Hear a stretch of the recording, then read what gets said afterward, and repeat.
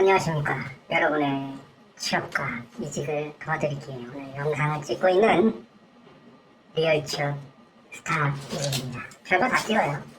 별거 다 찍고 뭐 시리즈도 여러 개 이제 생각을 해보고 있는데 그 중에 이제 생각을 해보는 게 직무를 알아보자. 이런 이제 컨텐츠를 기획을 해봤습니다. 직무를 알아보자. 왜냐? 직무를 알아야 뭐 약간 그런 거예요. 나 신입 지원할 때 약간 그런 생각이 들었어요. 나 전략, 뭐 기획, 뭐 이쪽으로 이제 좀 왜냐면 이름이 멋있잖아. 예전에 이제 군대도 이제 갔다 오면서 전략, 뭐 이런 것들 솔직하게 얘기하면 약간 좀 밀리터리파 이런 거였습니다. 막 총 막 이런 거에 관심 많고, 무기 이런 거 관심 많고.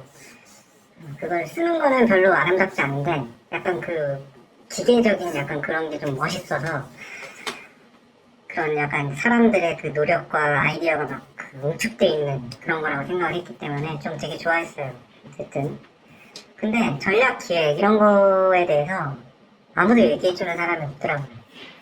아무도 얘기해주는 사람이 없고 찾아봐도 이게 얘네들 도대체 하는 일이 뭐지?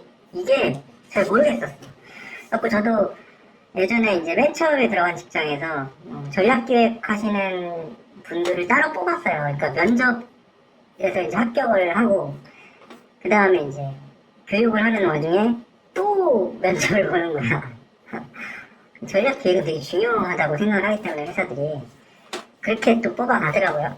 그래갖고 이제 헛소리 했지. 거기 가서 헛소리해서 결국 떨어졌어요. 그래서 전략 기획 바닥에서 한 10년 이상 올라보니까 그때 헛소리를 했다는 게 이제 생각이 되더라고. 근데 나 그 생각이 딱 들면서 왜 직무를 알아보자. 이 직무 뭐 해봤어야 알지. 어떻게 알아요, 신입사원분들이 특히나.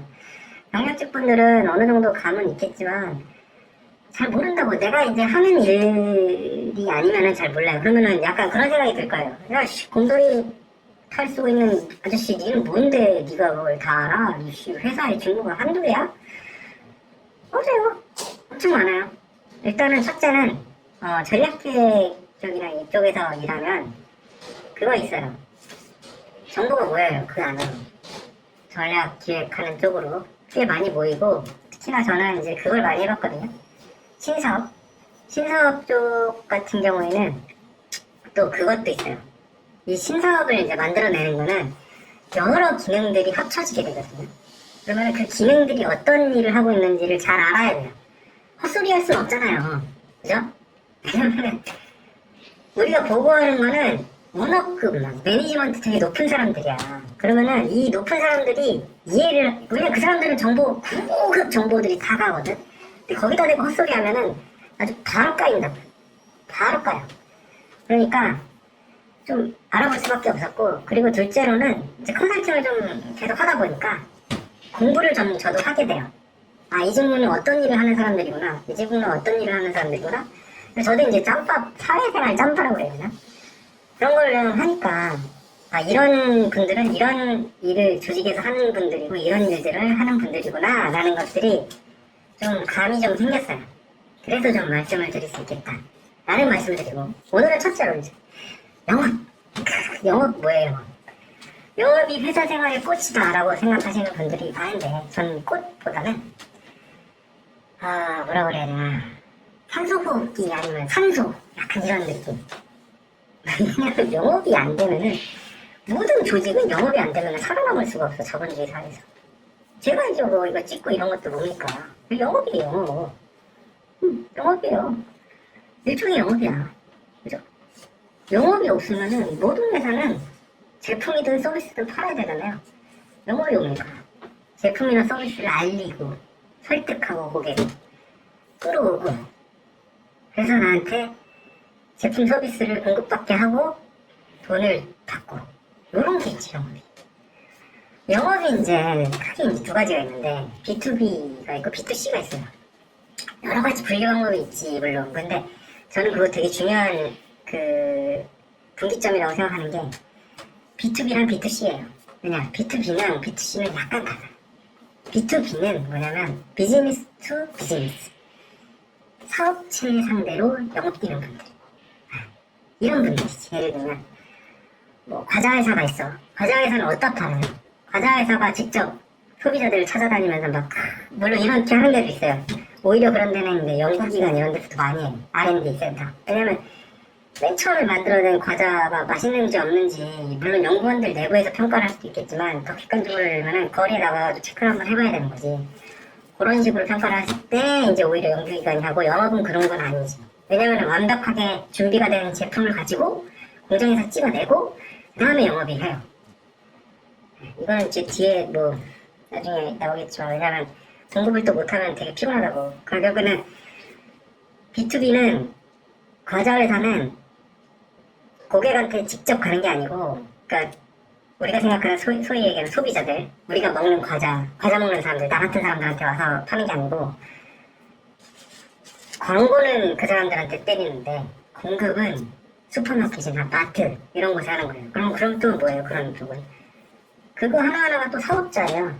그죠? 그거 하나하나가 과자를 받아서 중간 마진을 먹는 거라고. 과자를 받아서 보관하고 있다가 소비자들한테 팔아서 그 돈을 버는 사람들이거든요. 그 B2B는 그거예요. 그리고 B2C는 뭐야? 응? B2C는 직접 파는 거야, 직접. 예를 들면 예전에 이제 뭐 백과사전, 이거 너무 오래된 예라 가지고 이건 조금 이해하기 어렵겠다. 막 집집마다 돌아다니면서 막 백과사전 팔고 이랬던 직업이 있어요. 근데 이거보다는 좀 요새는 일반적으로 얘기하면 네이버에 있는 무슨 스토어 B2C예요. 네이버 자체는 B2B야. 왜냐면 네이버는 사업을 하고 있는 사람들이랑 컨택을 해서 그 스토어를 우리 네이버에다가 여세요 라고 설득을 해야 되는 입장인 거고,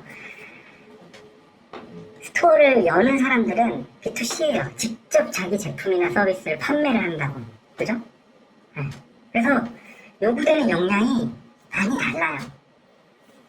예를 들면 B2B는요, 기업이랑 기업 간의 거래를 이어주는 사람이에요. 그죠?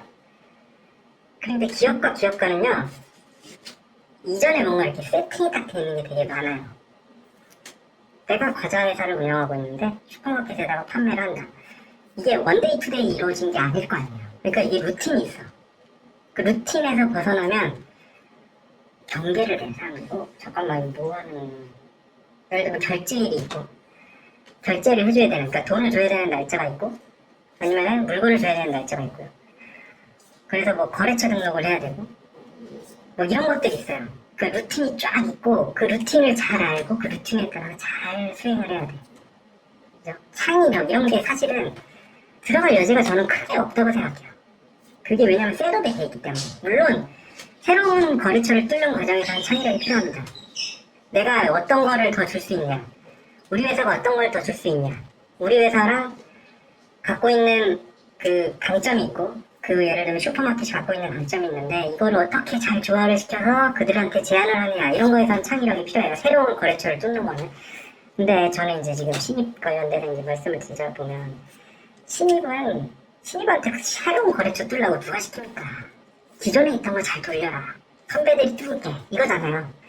그러니까 B2B는 그렇게 루틴하게 어떤 일들을 잘 수행할 수 있는, 그러니까 이걸 잘 아셔야 돼요. 막 B2B 영업을 주로 하는 회사에 들어가면서 창의력이 좋고요, 뭐 이런 얘기 해봐야 별로 와닿지도 않고 그렇기 때문에. 근데 B2C는 또 달라요.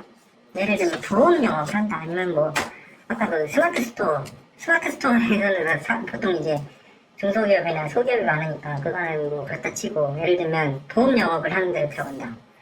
완전 맨투맨으로 사람을 가서 설득해야 되는 거예요. 사람은 저번 영상에서도 얘기했지만 굉장히 다양하고 알 수가 없어요. 그러니까 이 사람들에 맞춰가지고 이걸 막 설득을 해야 돼. 그죠? 그 오히려 중요한 저희가 다른 거예요. 약간 B2B는 물론 100% 이건 아니다 라고 얘기하기가 힘들고요. 나는 창의력이 뛰어난데 B2B에 쓸 수 없나요? 쓸 수 있죠, 당연히. 그거를 어떻게 얘기하느냐에 따라 다른 거지. 그러니까 저 같은 컨설턴트들이 이제 먹고 사는 거고. 근데 B2C는 완전히 다른 거지. 개인들 만나서 설득을 하고, 그런 능력. 그리고 말빨, 이런 거. 예를 들면 슈퍼마켓 사장을 말빨로 뭐 설마 가능해요? 어느 정도 가능하겠지만 쉽지 않아요. 왜냐? 이거를 계약서에 딱 적는 순간 슈퍼마켓 사장이 어색해서 딱 돌아오거든. 아씨, 이게 뭐야? 이러거든. 근데 보험 물론 보험도 이게 숫자 사인하다가 오씨 이럴 수도 있는데 말빨 보통 저도 이제 예전에 말빨에 넘어가서 보험을 가입한 적이 있는데 그런 것들이 오히려 더 중요하단 말이에요. 그러니까 당연히 면접관들도 그거에 중점을 두면서 볼 거고 예를 들면 B2C 쪽에 얘기를 하는데 저는 루틴한 일을 잘합니다. 저는 뭔가 이렇게 뭔가 딱 정해져 있는 절차에 따라 업무를 잘합니다. 이런 얘기를 하면 보험 영어를 하는 사람 뽑는데 루틴한 게 없거든. 사람이 다 다르고 지역도 다 다르고 고객도 다 다르거든. 그런 거에 잘 맞추는 사람이 오히려 필요한 거죠.